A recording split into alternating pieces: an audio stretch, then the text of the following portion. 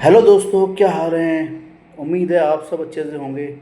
दोस्तों, आज की डेट में एक बहुत इम्पोर्टेंट न्यूज़ आ रही है कि टैरिफ क्या है। ये टैरिफ कह रहे हैं कि जो डोनाल्ड ट्रंप ने इंडियन प्रोडक्ट के ऊपर टैरिफ लगा दिया, जिसके ऊपर कि हाहाकार मच गया। इंडियन स्टॉक मार्केट में सेंसेक्स निफ्टी गिर गए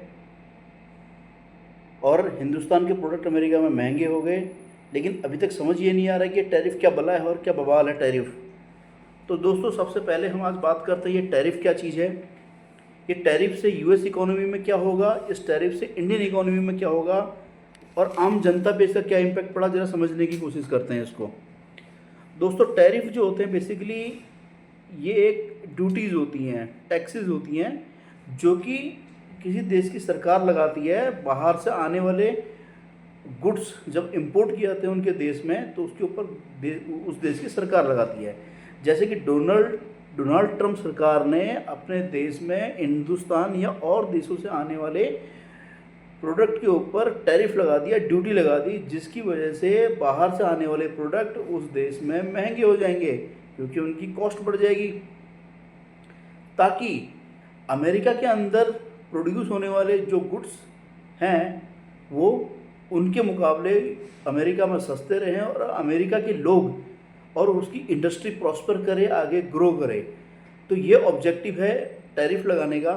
इसीलिए इसको दोस्तों टैरिफ वॉर भी कहा जा रहा है, जिसकी वजह से हिंदुस्तान की कंपनियां या विश्व भर की और जो देशों की कंपनियां जो अमेरिका में आपका एक्सपोर्ट करती हैं उनको दिक्कत आने वाली है और आ रही है। बाबूजी ट्रंप ने इस टैरिफ को 25% कर दिया है, जो कि हमारी एक्सपोर्ट को महंगा कर देगी और वहाँ की इंपोर्ट को महंगा करने से फेडरल रिजर्व जो कि वहाँ की गवर्नमेंट की ट्रेजरी में इतना पैसा एक्स्ट्रा जाएगा, जो पैसे को वो अपने देश के डेवलपमेंट के लिए यूज़ कर सकते हैं।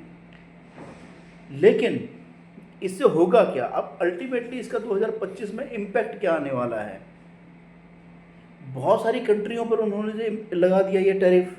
इसकी वजह से कुछ प्रोडक्ट तो ऐसे हैं जिनके ऊपर 50% तक के टैरिफ लगा दिया। इसको ऐसे माने, अगर अमेरिका के अंदर कोई प्रोडक्ट $100 का बिक रहा है और हिंदुस्तान से वही प्रोडक्ट अगर एक्सपोर्ट होकर उस देश में मान लीजिए ₹70 का हो रहा है, तो वहाँ के लोग क्या करेंगे? हिंदुस्तानी के प्रोडक्ट को खरीदेंगे क्योंकि वो सस्ता है। लेकिन टैरिफ लगने से क्या हो जाएगा दोस्तों, 70 का प्रोडक्ट पे 50% की अगर ये ड्यूटी डाल दी जाए, टैरिफ डाल दिया जाए, तो हमारा प्रोडक्ट हो जाएगा कितने का? 70 + 35, ये हो जाएगा आपका ₹105 का। जब हमारा प्रोडक्ट वहाँ पे ₹105 यानी कि $105 का बिकेगा और उनका प्रोडक्ट वहाँ पे ₹100 का बिकेगा। आप खुद एक कॉमन सेंस लगाइए, तो आप वहाँ के लोग अमेरिका में बने हुए प्रोडक्ट को खरीदेंगे कि हमारे प्रोडक्ट को खरीदेंगे? बहुत जाहिर सी बात है, अमेरिका में बने हुए प्रोडक्ट को खरीदेंगे, तो उनकी इकोनॉमी के अंदर जो पैसा होगा दोस्तों वो वहीं रहेगा और वहाँ के डेवलपमेंट के ऊपर लगेगा। अब बात करते हैं दोस्तों, ये तो हो गई अमेरिका वालों, अमेरिकन को क्या इससे फ़ायदा हुआ, लेकिन हिंदुस्तान को क्या नुकसान होगा? हमारा जो एक्सपोर्ट होगा बहुत कम हो जाएगा, क्योंकि इंडिया की जो इकोनॉमी है एक्सपोर्ट ओरिएंटेड इकोनॉमी है और एक्सपोर्ट में हमारा बहुत अच्छा खासा जो है इनफ्लो पैसा आता है यहाँ पे। जब हमारा एक्सपोर्ट ही कम हो जाएगा और हमारा मेनली एक्सपोर्ट सॉफ्टवेयर का है, अपैरल का है, क्लोथिंग का है, ये सब कहाँ जाता है? ज्वेलरी, जेम्स, ये सब अमेरिका के अंदर जाता है दोस्तों। इन सेक्टरों को मार पड़ेगी।